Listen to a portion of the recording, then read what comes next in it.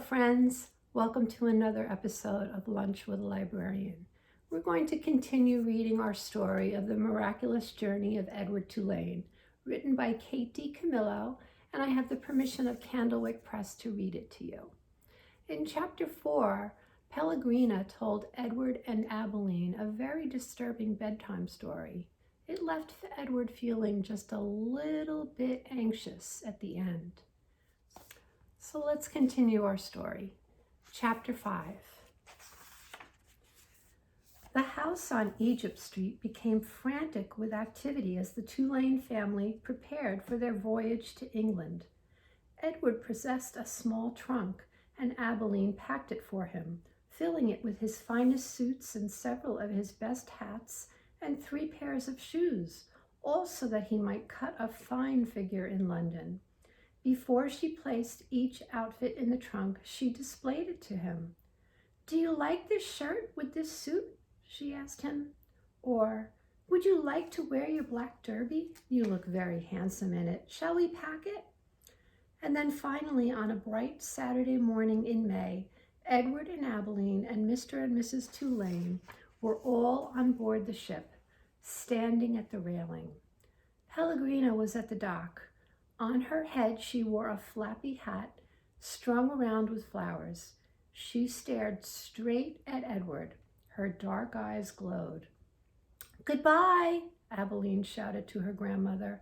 "I love you." The ship pulled away from the dock. Pellegrina waved to Abilene. "Goodbye, lady," she called. "Goodbye."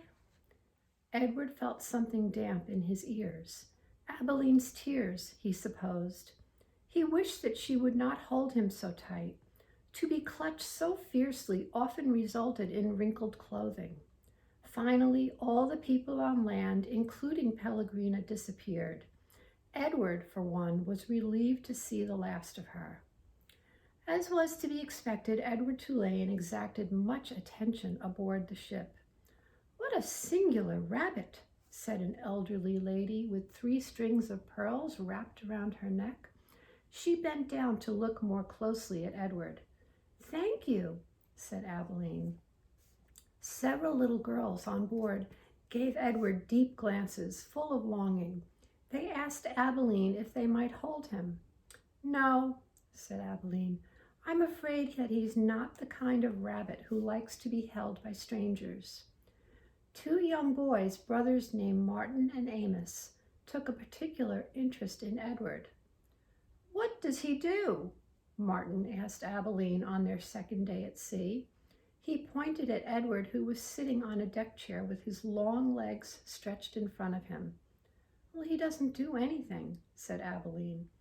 "Does he wind up somewhere?" asked Amos. "No," said Abilene. "He does not wind up." "What's the point of him then?" said Martin. "The point is that he is Edward," said Abilene. "That's not much of a point," said Amos. "It's not," agreed Martin. And then, after a long, thoughtful pause, he said, "I wouldn't let anybody dress me like that." "Me neither," said Amos. "Do his clothes come off?" asked Martin. "Of course they do," said Abilene. "He has many different outfits, and he has his own pajamas, too. They are made of silk." Edward, as usual, was disregarding the conversation. A breeze was blowing in off the sea, and the silk scarf wrapped around his neck billowed out behind him. On his head he wore a straw boater. The rabbit was thinking that he must look quite dashing. It came as a total surprise to him when he was grabbed off the deck chair, and first his scarf and then his jacket and pants were ripped from his body. Edward saw his pocket watch hit the deck of the ship and roll merrily towards Abilene's feet. "Look at him," said Martin. "He's even got underwear." He held Edward high so that Amos could see. "Take it off," shouted Amos. "No!" screamed Abilene. Martin removed Edward's underwear.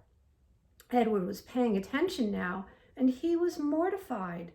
He was completely naked except for the hat on his head, and the other passengers on board the ship were looking at him, directing curious and embarrassed glances his way. "Give him to me!" screamed Abilene. "He's mine!" "No," said Amos to Martin. "Give him to me." He clapped his hands together and then held them open. "Toss him," he said. "Please," cried Abilene, "don't throw him. He's made of china. He'll break." Martin threw Edward, and Edward sailed naked through the air. Only a moment ago, the rabbit had thought that being naked in front of a shipload of strangers was the worst thing that could happen to him. But he was wrong. It was much worse being tossed in the same naked state from the hands of one grubby, laughing boy to another. Amos caught Edward and held him up, displaying him triumphantly. "Throw him back," called Martin. Amos raised his arm, but just as he was getting ready to throw Edward, Abilene tackled him, shoving her head into his stomach and upsetting the boy's aim. So it was that Edward did not go flying back into the dirty hands of Martin. Instead, Edward Tulane went overboard. Chapter 6. How does a china rabbit die? Can a china rabbit drown? Is my hat still on my head? These were the questions that Edward asked himself as he went sailing out over the blue sea. The sun was high in the sky, and from what seemed to be a very long way away, Edward heard Abilene call his name. "Edward!" she shouted. "Come back!" Come back? Of all the ridiculous things to shout, thought Edward, as he tumbled ears over tail through the air. He managed to catch one last glimpse of Abilene. She was standing on the deck of the ship, holding onto the railing with one hand. In her other hand was a lamp.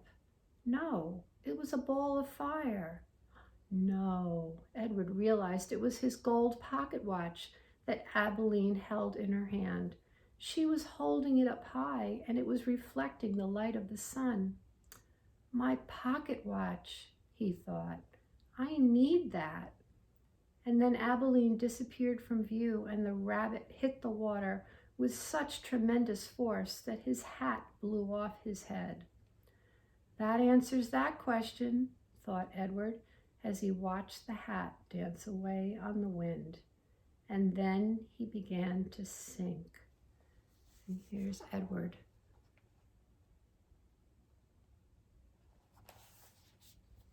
He sank and sank and sank. He kept his eyes open the whole time, not because he was brave, but because he had no choice. His painted-on eyes witnessed the blue water turning to green and then to blue again. They watched as it finally became black as night. Edward went down and down. He said to himself, "If I'm going to drown, certainly I would have done so by now."